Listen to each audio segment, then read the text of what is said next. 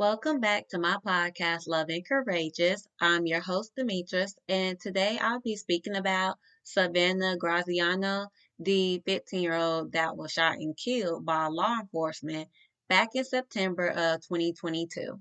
It all started on September the 27th of 2022 in California, San Bernardino, when the sheriff's deputies were searching for a 15-year-old girl, Savannah Graziano.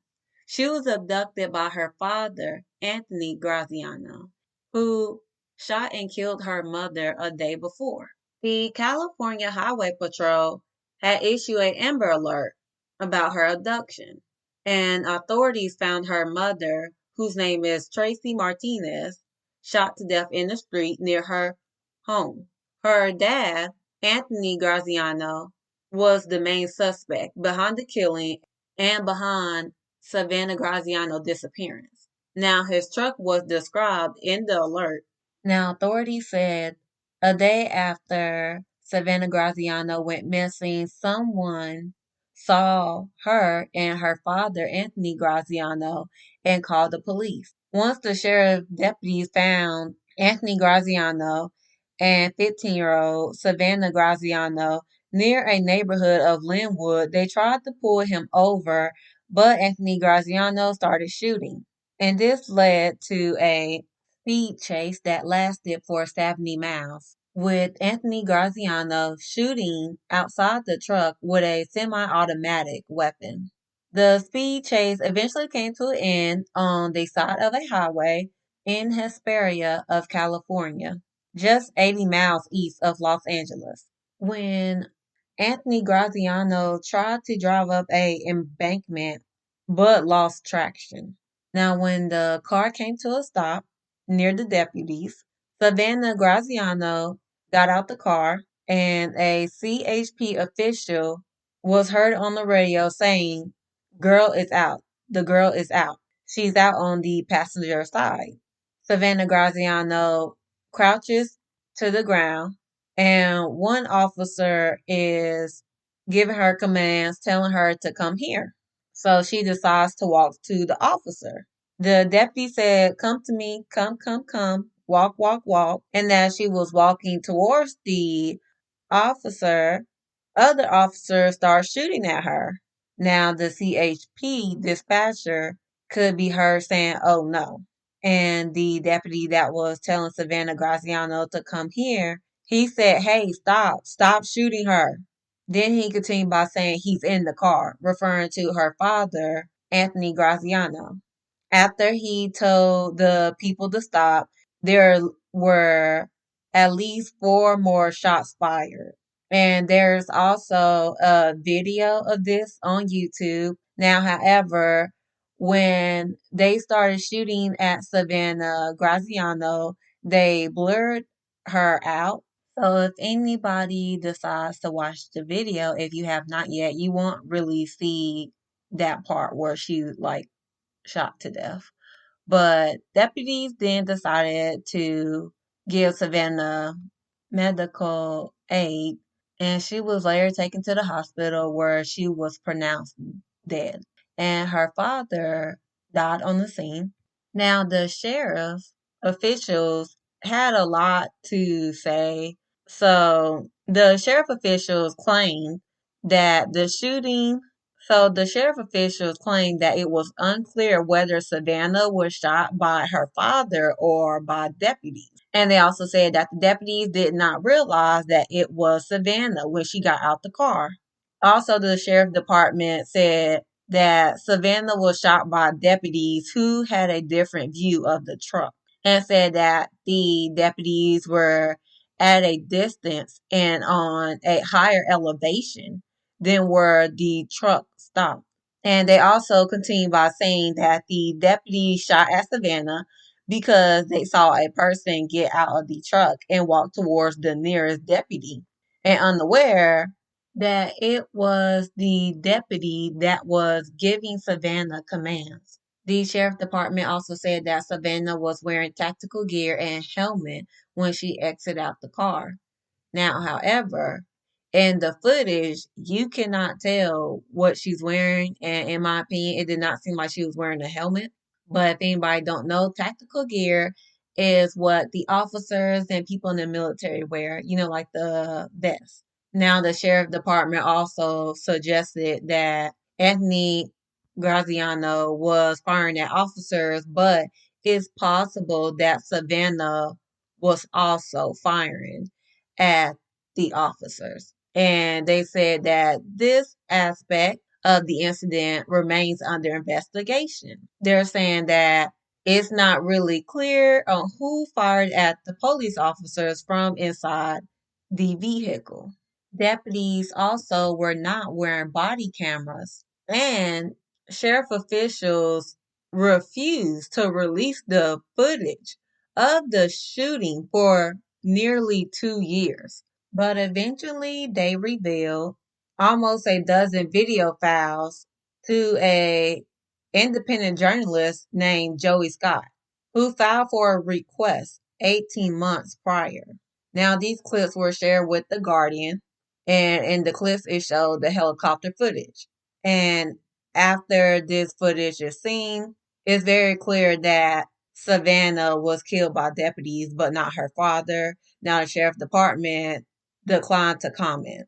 Now, there was an audio that was released. It was from the officer who was giving Savannah commands, but the officers that were involved in the shooting, their names has not been released yet. Also, it is unknown how many officers were shooting at Savannah and how many times she was shot at.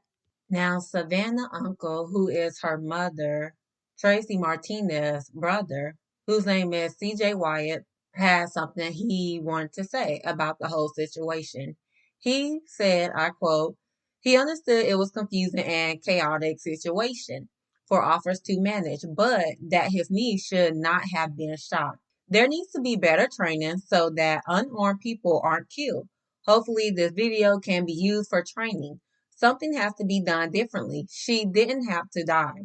He also continued by saying in the video, the police response appeared disorganized and it sounded as if at least one deputy who was calling Savannah was trying to protect her. You could tell he was really trying to save her. So it's just unfortunate that there was some kind of miscommunication. He clearly knew it was Savannah, so what is the difference between him and the others? Savannah uncle CJ Wyatt blamed Savannah's father and described Savannah's father as abusive and manipulative. He said that her parents were separating in the weeks prior and that Savannah had been living in her father's truck. He continued with saying Savannah was a really sweet girl at her core and she didn't deserve this. He also said about his sister, Tracy Martinez, who was killed by her husband, Anthony Graziano, said she was a dedicated mother, a hard worker, as a pharmacy technician, and a caring individual. He hoped more people struggling with abuse reach out for help. Now, Sharon Bruner, who is a civil rights lawyer in San Bernardino County, looked at the video and said it appeared no one was in charge of coordinating the officers' strategy. She said, I quote, it appeared no one was in charge of coordinating the officers' strategy. It was impossible. There was contagious fire with deputies on shots encouraging others to fire. San Bernardino County does not train law enforcement to handle these high stress situations appropriately. They have a very brutal approach of shoot first, ask questions later. There could have been better efforts to control the scene and get Savannah to safety. It sounds like the Wild Wild West, and an innocent child lost her life because of it. Now, another local civil rights attorney, his name is Jim Terrell, said, I quote, the case followed a pattern of the department using undisciplined firepower.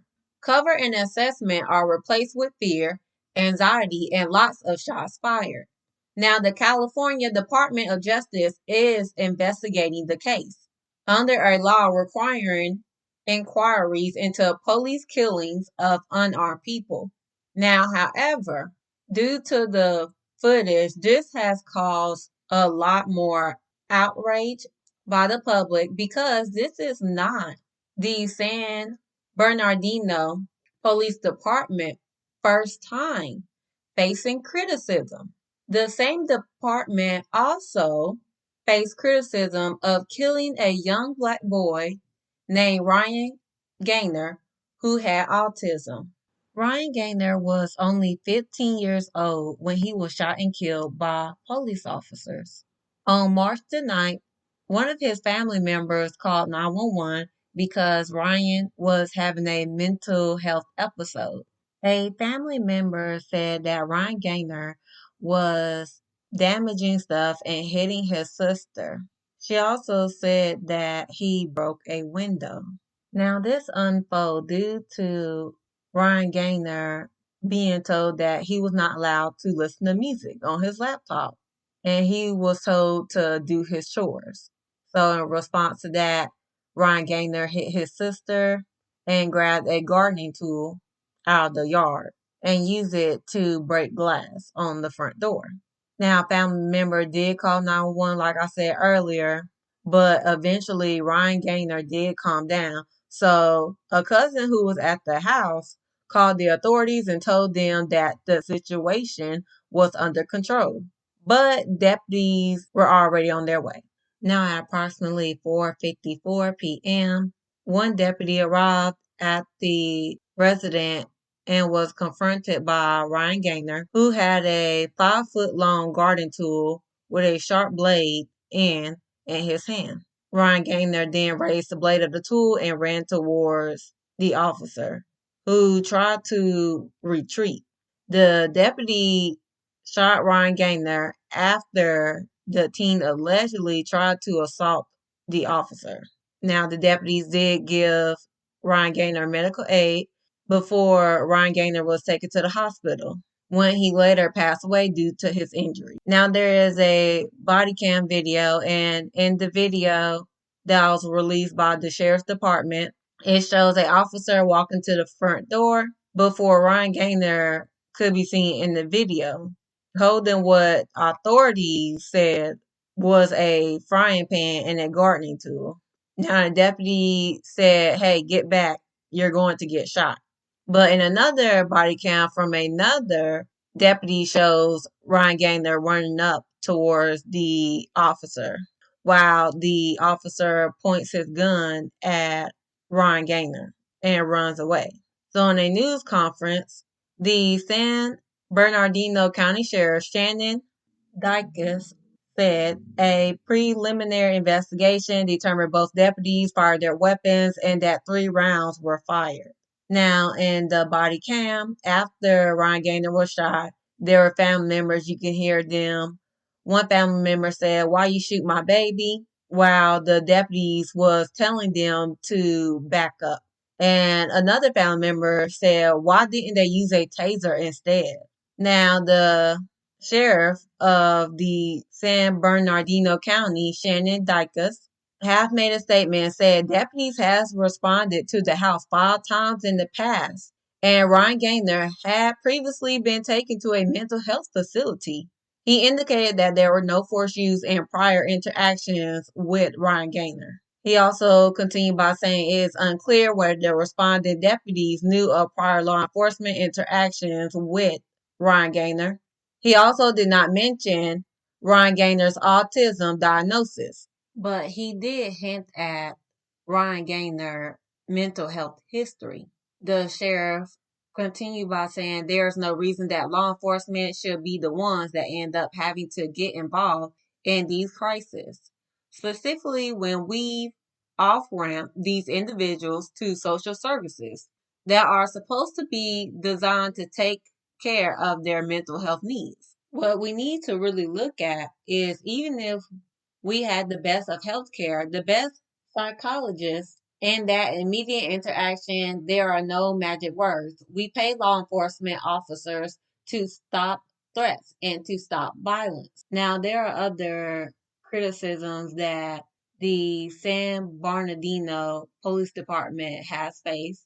So, another one is a deputy punching and kneeing a man under arrest in Hesperia, Also in December, a sheriff's deputy was arrested on suspension of being under the influence of cocaine and resigned. Now, the name of this deputy is unknown, but also last year, the sheriff's department faced wrongful death and wrongful arrest lawsuits. Now I'm going to give my opinion on all this, and I will say that the department clearly don't have any good people that are suitable to be police officers. Because why are you having all these lawsuits? And also the way they handle the Savannah situation, to me, it was very unethical for the sheriff to try to lie and say that, oh, she was probably involved with it as well, and was trying to blame it on the fact that the officers wasn't as close to the truck, and so they really couldn't tell it was Savannah.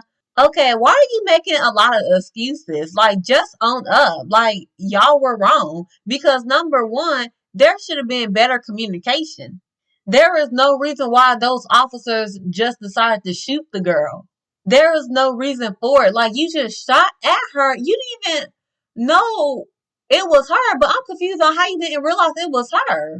The girl is 15 for crying out loud. I mean, you couldn't look at her and tell that was a kid. Cause I mean, come on now, I'm pretty sure she wasn't the one driving the car. That was the passenger side. So what on earth were they thinking? And it's just sad because rest in peace to her because number one, she's not here to defend herself and tell her side of the story. Now these officers can just make up anything, and that's exactly what they're doing. That's exactly what that sheriff did. Was making up excuses. Oh, we don't know if she was shooting at the officer. Yes, we do. Yes, we do. But Savannah's not here to defend herself and say, no, I was not shooting. I was in the car with my dad because, hello, there was an Amber Alert.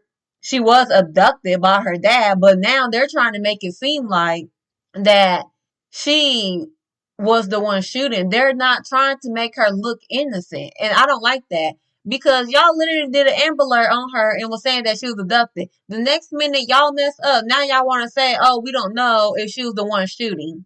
And also the fact that the sheriff, shame on the sheriff, by the way, for saying that we are not sure if she got shot by her father or the deputies. Oh my gosh.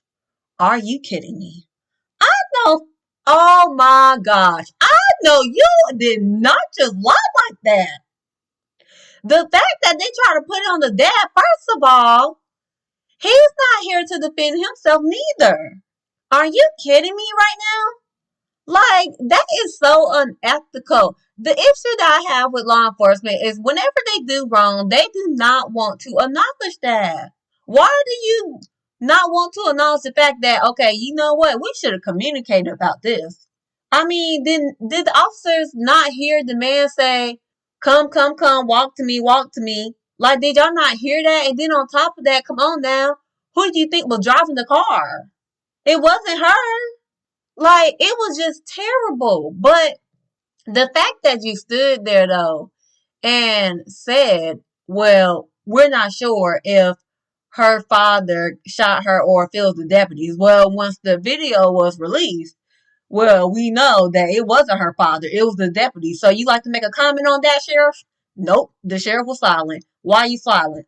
Now that sheriff know dang on well they wrong for that. And they need to, number one, be voted out. Of course, they're not going to resign as a sheriff, but they need to be voted out because that's unacceptable. You don't stand there and lie on an innocent 15-year-old girl, rest in peace to her, who is not here to speak for herself, to tell her side of the story. She's not here. Like, that is just so unethical.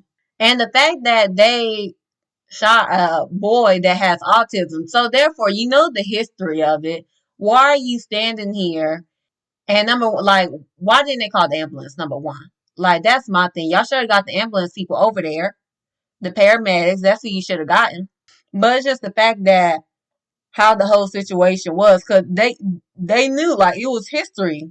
They knew he been taken to the mental health facility. So I'm confused. But the sheriff, of course, try to make up excuses again.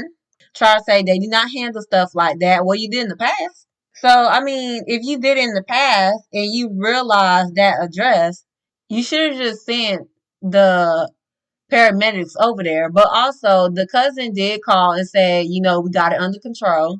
So, therefore, that should have gotten to the deputies and they should have turned back around. But it's just the fact of they have a lot of officers doing wrong. I mean, the officer on cocaine though, like that's for me. I mean, I'm not even gonna lie. I really don't need you to be walking around with a badge, with a gun, with a taser. I definitely don't need you doing that, and you dang on doing cocaine. I don't need that. And it's just the fact that the sheriffs they back these police officers up every single time and I get fed up with it. Anytime when law enforcement do wrong, they always make up excuses. They don't ever take accountability. And I get fed up with that mess. Why do y'all feel like y'all are so above the law? Where y'all feel like when y'all do wrong, y'all don't ever have to, apologize to the family. I mean, the least you can do is apologize. They don't even apologize. They do not. I'm like, what in the world? Like, are you kidding me right now? They want to be praised and be seen as heroes, but when y'all do wrong, y'all don't even take accountability. And I ain't about to stand here and act like I can trust a cop because this stuff right here, this don't make no sense. This department should not have this many lawsuits against them. You should not. That's just unacceptable. Now that's all I have to say about the situation. So now I'm going to get into the Black History fact for today. So the Black History fact for today is going to be about Georgia Oscarville, the black town that was flooded. So Oscarville was burnt down in 1912 and more than 1,000 of residents were forced to flee following allegations of rape. Rob Edwards, Ernest Knox, and Oscar Daniel were accused of raping and murdering a young white woman named May Crow and was arrested in September of 1912. Rob Edwards was dragged out of jail, beaten with a crowbar, and then lynched from a telephone pole. Ernest Knox and Oscar Danielle, who were teenagers, went to trial and were found guilty on the same day. The boys were sentenced to death by hanging. After the trial and executions, white men that were known as night riders forced black families out of their homes by burning their land, churches, and schools. Once the black families fled, a lake was built on top of what was burned down. So now the black town, Oscarville, is known as Lake Lanier, which is a very popular weekend destination known for boating, fishing, and a whole lot more. And it's also been called haunted as well. That is all for my episode. For my next episode, I'll be speaking on the black woman that was killed by a man when she was doing a Uber pickup. Thank you everyone for tuning in and listening to my podcast. I hope you all have a lovely day.